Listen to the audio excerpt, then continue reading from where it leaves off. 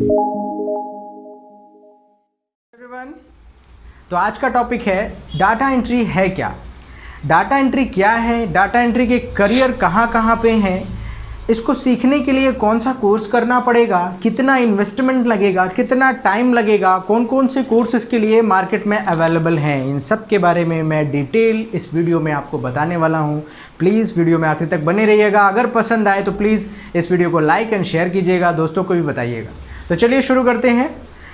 First of all ये बता दूं आपको कि डेटा एंट्री है क्या। डेटा एंट्री, डेटा मतलब होता है आपके द्वारा बनाया गया कंप्यूटर में जो भी फाइल है उसको हम डेटा बोलते हैं। अब आप जो डेटा कंप्यूटर में डालते हैं उसको बोलते हैं डेटा एंट्री। बस इतनी सी चीज़ है। मतलब आपका जो ये कंटेंट है कागज़ में बना हुआ, इसको आप कंप्यूटर में अगर एंट्री करते हैं या लिखते हैं तो इसको हम कंप्यूटर की लैंग्वेज में या किताबी भाषा में बोलते हैं डाटा एंट्री।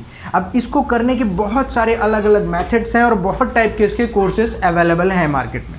तो फर्स्ट ऑफ ऑल ये जान ली कि डाटा एंट्री है क्या। तो मैंने बता दिया आपको डाटा एंट्री है क्या। डाटा एंट्री सीखने के लिए आपको क्या क्या सीखना पड़ता है। आपको MS वर्ड का अच्छा नॉलेज चाहिए, आपको MS एक्सेल का अच्छा नॉलेज चाहिए, थोड़ा बहुत पावर पॉइंट का नॉलेज चाहिए, और इसके अलावा इंटरनेट में आप काम कैसे करेंगे, एंट्री कैसे करेंगे, फॉर्म कैसे भरेंगे, वेबसाइट्स कैसे खोलेंगे, इस तरह के काम आपको अगर बनते हैं तो इन्हीं सारे कामों को या इन्हीं सारे सब्जेक्ट्स को या विषय को मिला करके जो कोर्स बनाया जाता है उसको हम डाटा एंट्री का कोर्स बोलते हैं। अब डाटा एंट्री कोर्स आप आसपास के किसी भी इंस्टीट्यूशंस में कर सकते हैं। बहुत सारे कंप्यूटर इंस्टीट्यूट आपके आसपास होंगे जहाँ पे आप कर सकते हैं। अब इसके जो कोर्सेज होते हैं, डाटा एंट्री के लिए जो कोर्स है वो लॉन्च किया जाता है एक तो MS ऑफिस के नाम से, जिसमें आप MS वर्ड, एक्सेल और पावर पॉइंट सीखेंगे। ओके, इसके बाद दूसरा कोर्स आपको सुनने को मिलेगा कहीं ऑफिस ऑटोमेशन के नाम से। ऑफिस ऑटोमेशन मतलब ऑफिशियल वर्क करने के लिए जो कोर्स सिखाया जाता है, दैट इज़ ऑफिस ऑटोमेशन। इसमें भी आपको वर्ड, एक्सेल और पावर पॉइंट और इंटरनेट से रिलेटेड चीज़ें सिखाई जाएंगी। इसके बाद और नाम है निलिट की तरफ से एक कोर्स लॉन्च किया गया है जिसको CCC कहते हैं, CCC। निलिट गवर्नमेंट की एक बॉडी है, जिस केंद्र सरकार का ये पूरा संस्थान है जो हर जगह चल रहा है। तो निलिट की तरफ से CCC ये भी कोर्स आप कर सकते हैं, बहुत ज़्यादा फीस इसकी भी नहीं है। फिर इसके बाद ये हुए छोटे कोर्सेज 3 महीने के, इनकी ड्यूरेशन होती है लगभग 3 महीने। MS ऑफिस करेंगे तो वो भी 3 महीने लगेगा। आप ऑफिस ऑटोमेशन का कोई कोर्स करेंगे तो उसमें भी 3 महीने लगेगा। CCC भी 3 मंथ का एक कोर्स है। इसके बाद आपको अलग अलग इंस्टीट्यूशन में क्या है, अलग अलग ब्रांड जो होते हैं अलग अलग नाम लॉन्च कर देते हैं, सेम नाम नहीं चलाते हैं, इसीलिए उनका सिलेबस देखना ज़रूरी है। और सिलेबस मैंने आपको पहले ही बता दिया, वर्ड, एक्सेल, पावर पॉइंट और इंटरनेट, अगर इतने में आपने बहुत बारीकी से नॉलेज ले लिया है तो आपको डेफिनेटली डेटा एंट्री का पूरा काम अच्छे से बनेगा। अब आगे इससे बड़े कोर्स के बारे में भी जान लीजिए। आप अगर 12th पास आउट हैं, पास कर चुके हैं, तो आप DCA का कोर्स कर सकते हैं, डिप्लोमा इन कंप्यूटर एप्लीकेशन, जो कि 1 साल का कोर्स है और इसमें लगभग 8 से 10 हज़ार रुपये के एक्सपेंसेस होते हैं। इसके बाद इससे और आगे अगर आप ग्रेजुएट हैं, आपने ग्रेजुएशन कंप्लीट कर लिया है, तो आप PGDCA का कोर्स कर सकते हैं।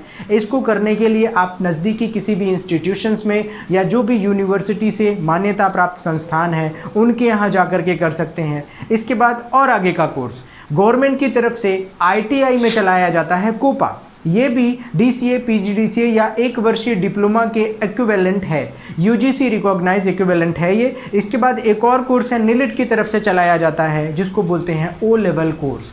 इसमें भी पूरे ऑफिशियल कंटेंट्स होते हैं और बहुत सी और भी चीज़ें होती हैं।